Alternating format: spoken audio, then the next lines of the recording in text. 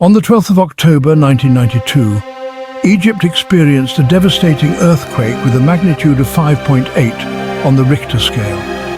This seismic event shook the very foundations of the country, causing widespread panic and chaos among the residents. Although it was not the most powerful earthquake, its impact was significant, particularly on old and historically important buildings in Cairo. Many of these structures, which had stood for centuries, were severely damaged or completely destroyed. The earthquake claimed over 500 lives and left thousands more injured, overwhelming the local hospitals and emergency services. Rescue operations continued for days as people searched for their loved ones amidst the rubble. As it revealed critical weaknesses in the structural integrity of many buildings, especially those constructed with traditional materials like unreinforced brick and stone. The disaster highlighted the urgent need for modern building codes and reinforced construction techniques to prevent such tragedies in the future. Older buildings, particularly in Cairo's historic districts such as Sayyida Zainab and Al Khalifa, suffered severe damage due to the recent seismic activity. Many of these structures were not designed to withstand such intense seismic forces, leading to their collapse and extensive damage. This tragedy exposed the urgent need for stronger, more flexible building materials capable of enduring the stress of earthquakes and similar natural disasters. Engineers and architects are now focusing on innovative solutions. It also highlighted the importance of modernization in our construction techniques, especially for cities with ancient architecture. By integrating modern methods with traditional designs, we can better preserve our heritage while ensuring safety. From the pyramids of Giza to the Great Wall of China, humanity has always sought to build. We've used the materials at hand, stone, wood, and later, steel and concrete. Today we stand on the edge of a new era in construction, one where composite materials offer incredible possibilities. Imagine a world where buildings are stronger, lighter, and more sustainable. This is the promise of composites, materials that combine the best properties of their individual components. Hello everyone, and welcome back to For Science Salah Lotfy channel. Today we're diving into another fascinating scientific topic, but first we want to extend our thoughts to all those affected by the recent earthquake. This devastating event has reminded us of the importance of science in understanding and preparing for natural disasters. However, in today's episode, we'll be discussing a different subject, a groundbreaking study that contributes to the construction industry and the development of new materials. We would like to express our deepest gratitude to three remarkable researchers for their invaluable contribution to this field. Professor Dr. Ahmed Mokhtar Dessouki, Professor Dr. Nafusa Hafez Taher, and Professor Dr. Hussien El-Nahas.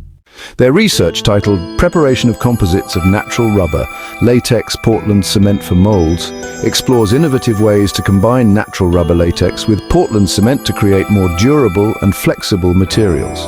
Presented at the Cambridge Polymer Conference Partnership in Polymers in Cambridge, United Kingdom from September 30th to October 2nd, 1996, this research addresses a wide range of potential applications such as crack-filling materials, expansion joint fillers, and even soil injection.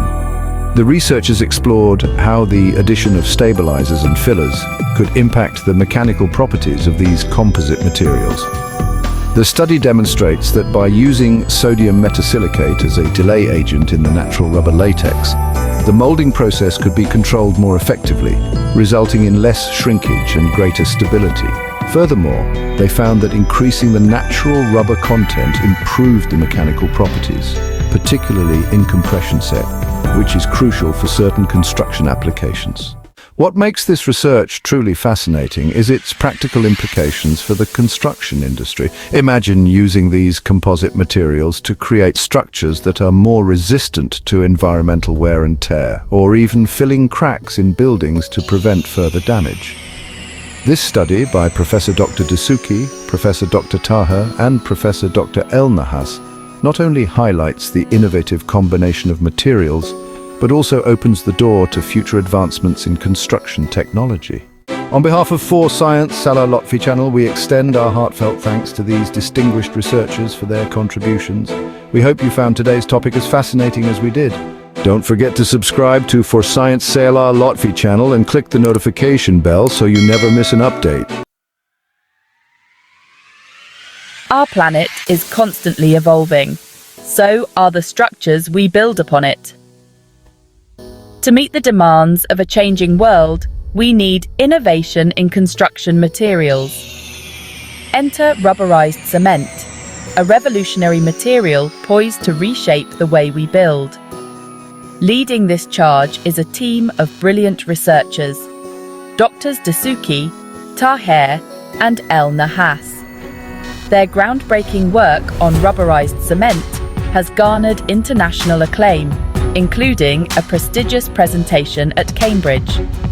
Their research focuses on enhancing the properties of cement, a ubiquitous construction material, by incorporating the flexibility and resilience of rubber. This innovative approach involves blending natural rubber latex with cement. The result? A composite material boasting superior strength, durability, and resistance to environmental factors. This seemingly simple blend holds the potential to address some of the most pressing challenges in the construction industry. The magic of rubberized cement lies in its unique preparation process. It's a delicate dance between two very different materials. The key is to achieve a stable and homogeneous mixture. This ensures that the rubber and cement work together seamlessly. The process begins with natural rubber latex, a milky fluid extracted from rubber trees. To prepare it for integration with cement, the latex needs a stabilizing agent. This is where hydroxyethyl cellulose comes in. This compound prevents the latex from coagulating prematurely, ensuring a smooth and even distribution within the cement matrix. The stabilized latex is then carefully added to a mixture of cement, water, and, in some cases, aggregates like sand or gravel. The proportions of each component are meticulously measured and controlled to achieve the desired properties for specific applications. The resulting blend is a robust, versatile material ready to tackle diverse construction challenges. One of the most remarkable features of rubberized cement is its delayed action mechanism. This innovation allows for on-site mixing of rubber latex and cement without compromising the quality of the final product. This is a game changer for construction projects. The secret lies in the carefully calibrated reaction time between the rubber latex and cement. The stabilizing agent, hydroxyethyl cellulose, plays a crucial role here.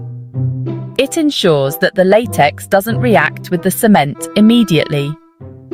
This delay provides a window of opportunity for workers to mix and apply the rubberized cement on site. This delayed action mechanism offers significant practical advantages. It eliminates the need for specialized mixing equipment and transportation of pre-blended rubberized cement. This simplifies logistics, reduces costs, and minimizes waste. The on-site mixing process also allows for greater flexibility in adjusting the properties of the rubberized cement based on specific project requirements. Section 4. Putting rubberized cement to the test. Physical and environmental assessments. Before rubberized cement can revolutionize construction, it needs to prove its mettle.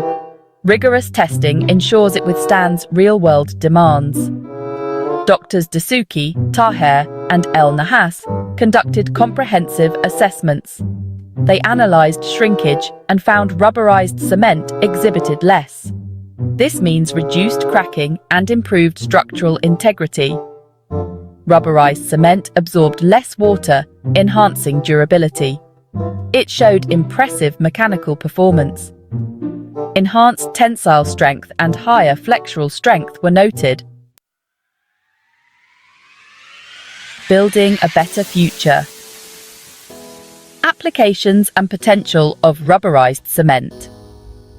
The exceptional properties of rubberized cement open up a world of possibilities in construction. This innovative material is making its mark in the real world. Applications range from crack filling to earthquake-resistant structures. It's highly effective in repairing and rehabilitating concrete structures. Cracks in concrete are common, often caused by shrinkage, weathering, or structural movement. Rubberized cement acts as a superior crack filler with strong adhesion and flexibility. It bonds strongly to existing concrete, preventing water damage. Its flexibility accommodates minor movements, preventing cracks from reappearing. In earthquake-prone areas, rubberized cement offers safer building solutions. The flexibility of rubber within the cement matrix absorbs seismic shocks effectively. This minimizes damage during earthquakes, improving building safety. Researchers are exploring its use in foundations, beams, and columns for enhanced seismic resistance. The potential of rubberized cement extends beyond traditional construction. Its unique properties attract industries seeking durable and resilient materials. Ship decks benefit from the water and impact resistance of rubberized cement. Flooring gains length. For the experimental aspect of this research, which involved a precise combination of materials from around the world. Ordinary Portland cement was sourced locally from Helwan Cement Company in Egypt, while the natural rubber latex known as Toptex was imported from Malaysia. To stabilize the mixture, hydroxyethyl cellulose, branded as Celicize, was provided by Union Carbide Corporation in the United States. Additionally, a delayed-action conservant called Vegamet was supplied by Rodenas and Rivem in Italy, and calcium carbonate was obtained from Egypt's El-Nasar Phosphate Company. The researchers employed several advanced tools to measure the physical properties of the rubber cement composites. First, they used a Vicat apparatus to determine the initial setting time of the cement. This step was crucial to ensuring that the mixture had the right consistency for molding. Tensile strength, an important property in construction materials, was measured using an Instron machine from the United Kingdom at a crosshead speed of 50 millimeters per minute. This test helped assess how much force the rubber cement composite could withstand before breaking. The compression set was another critical test performed. The team applied a specific amount of compression to a latex mold, held it for a set period, and then allowed the material to recover. The residual strain, or how much the material deformed, was calculated as a percentage of the original thickness. This test is essential for understanding how well the composite can return to its original shape after stress, an important factor for its use in expansion joints and crack filling.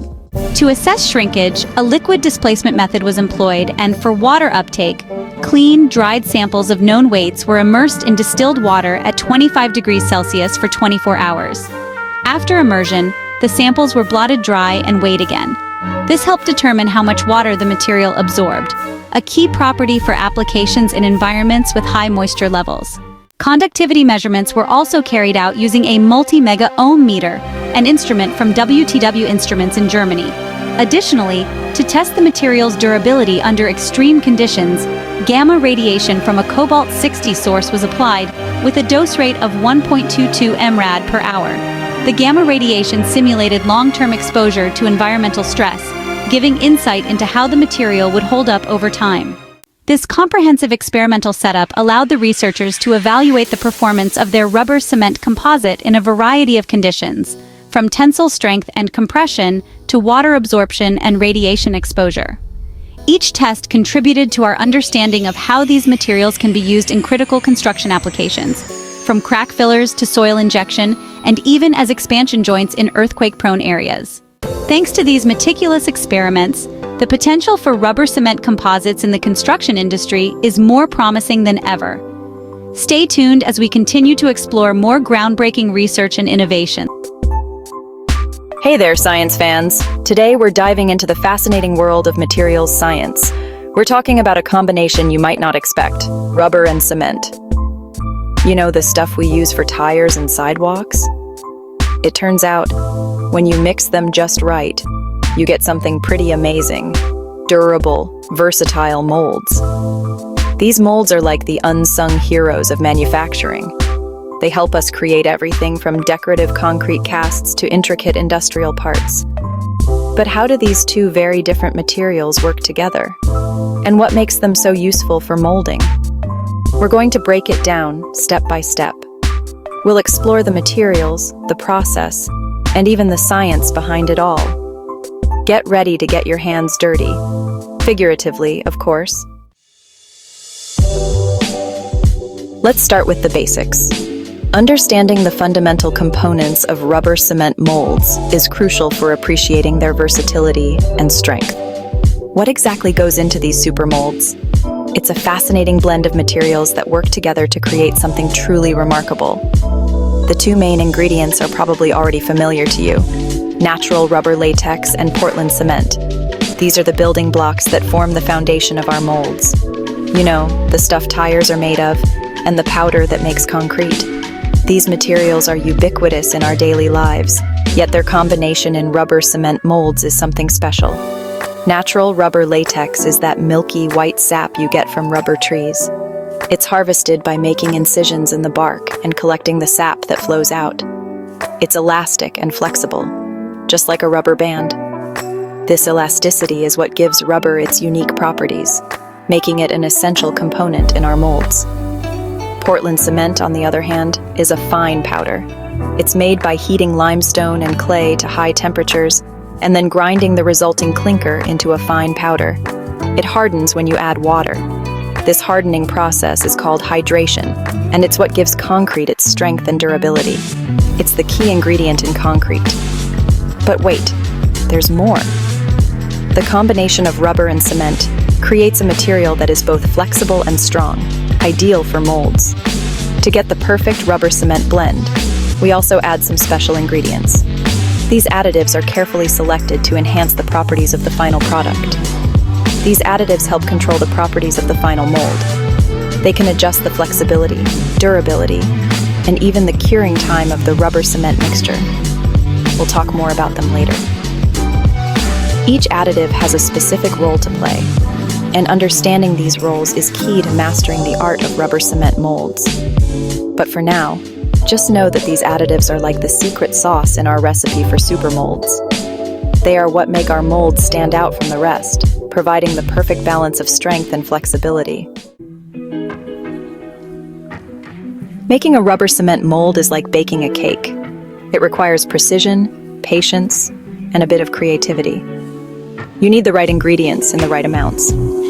Just like in baking, the proportions must be exact to achieve the desired consistency and properties, and you need to mix them in the right order. Each step builds on the previous one, ensuring that the final product is perfect. First, we mix the natural rubber latex with water and some of those special additives. These additives can include stabilizers, thickeners, and other chemicals that enhance the properties of the latex. This creates what we call an emulsion. An emulsion is a mixture of two or more liquids that are normally immiscible, meaning they don't usually mix together. Then, we slowly add the Portland cement to the emulsion. Portland cement is a key ingredient that provides the necessary strength and durability to the mold. We mix it carefully to avoid any lumps. Timing is everything here. If the cement is added too quickly, it can cause clumping, which will affect the final texture and strength of the mold. We need to pour the mixture into the mold before the cement starts to harden. This step requires precision and speed to ensure the mixture is evenly distributed and fills all the details of the mold. This is where things get a bit tricky. The mixture needs to be handled with care to avoid air bubbles and ensure a smooth finish. The rubber latex and the cement need to work together. They must form a cohesive bond while maintaining their individual properties, but they also need to do their own thing. The rubber must remain flexible, and the cement must set properly to provide the necessary strength. The rubber provides flexibility, while the cement provides strength. This combination is what makes the mold both durable and versatile. Getting the balance right is key to creating a mold that's both durable and easy to use. A well-prepared mold can be used multiple times, saving time and resources in the long run. The art of mold preparation is a blend of science and craftsmanship, requiring attention to detail and a deep understanding of the materials involved. Section 4. Special ingredients. Additives and their role in mold making. Remember those special ingredients we mentioned earlier? Well, these additives are crucial. They determine the final properties of our rubber cement molds. It's like adding spices to a dish to enhance its flavor. One important additive is hydroxyethyl cellulose. It acts like a thickening agent, preventing the cement from settling too quickly. This ensures a smooth and even distribution of cement throughout the rubber matrix. Another essential additive is sodium metasilicate. This one acts as a bonding agent. It helps the rubber and cement stick together better, creating a stronger and more durable mold. Without these additives, our molds wouldn't be nearly as strong or long-lasting. It's all about the chemistry, folks. Section 5. Size matters. Understanding shrinkage and water absorption. In this section, we will delve into the fascinating world of rubber cement molds and how they behave under different conditions. Here's a fun fact. Rubber cement molds actually shrink a little bit as they dry. This might seem like a minor detail, but it has significant implications for various applications. This shrinkage is completely normal. As the moisture evaporates from the mold, the material contracts slightly. This is a natural part of the drying process, but we need to account for it when designing and using the molds.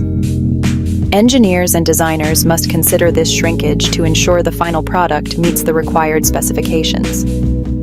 Imagine baking a cake and having it shrink in the oven. Just like with baking, the shrinkage of rubber cement molds can affect the final outcome if not properly managed. The amount of shrinkage depends on several factors, including the type of cement used and the drying conditions. Different cements have different properties, and the environment in which they dry can also play a crucial role. We can control shrinkage by adding specific additives or adjusting the drying process. These additives can help to stabilize the material and reduce the amount of shrinkage that occurs. Water absorption is another important factor to consider. When rubber cement molds come into contact with water, they can absorb a small amount of it.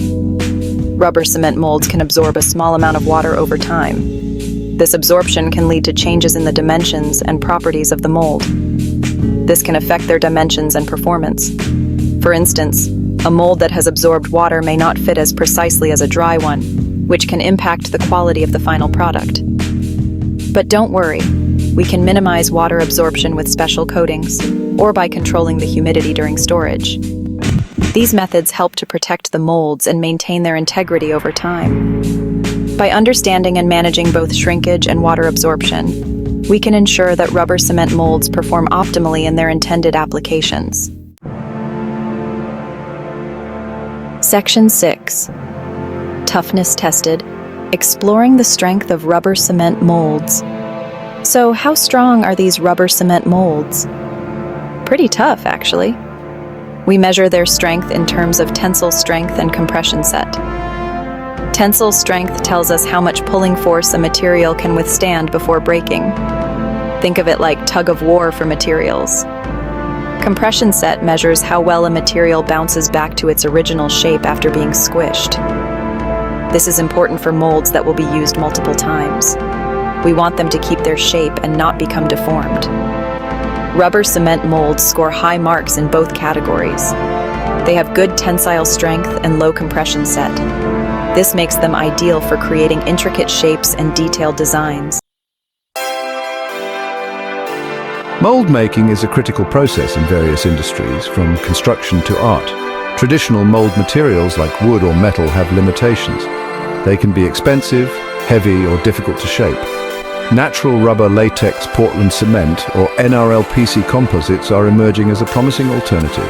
NRLPC composites combine the elasticity of rubber with the strength of cement. This unique blend results in molds that are both durable and flexible. These molds can be easily cast into intricate shapes and offer excellent reproduction of fine details. The use of readily available and relatively inexpensive materials like NRL and PC makes this technology highly attractive. This is particularly beneficial in developing countries where access to sophisticated mold-making materials may be limited. The following sections will delve deeper into the science behind these novel mold materials.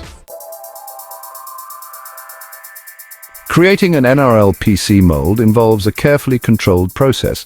First, Portland cement is mixed with water to form a cement paste. Separately, natural rubber latex is prepared by adding a stabilizing agent. The cement paste and the prepared latex are then combined in specific ratios.